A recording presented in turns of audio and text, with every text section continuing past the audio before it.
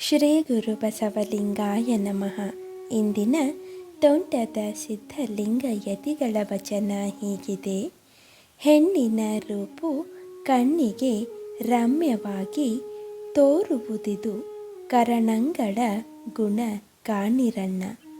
ಕರಣದ ಕತ್ತಲೆಯ ಲಿಂಗದ ಬೆಳಗನೊಟ್ಟು ಕಳೆದು ಮುಕ್ಕಣ್ಣನೆ ಕಣ್ಣಾಗಿಪ್ಪ ಶರಣ ಬಸವಣ್ಣನ ಪಾದವ ತೋರಿಸಯ್ಯ. ಮಹಾಲಿಂಗ ಗುರು ಶಿವಸಿದ್ದೇಶ್ವರ ಪ್ರಭುವೆ. ಈ ವಚನದ ಸಾರ ಹೀಗಿದೆ. ಇಂದ್ರಿಯಗಳಿಂದಾಗಿ ಹೆಣ್ಣಿನ ರೂಪವು ಸುಂದರವಾಗಿ ಕಾಣುವುದು. ಅದು ಇಂದ್ರಿಯಗಳ ಸ್ವಭಾವವಾಗಿದೆ.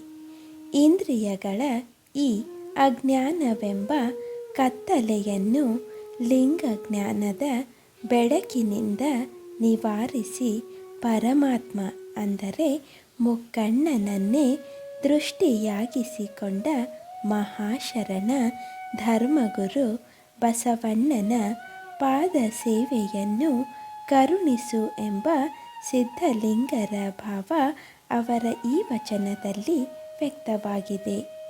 ಶರಣು ಶರಣಾರ್ಥಿಗಳು.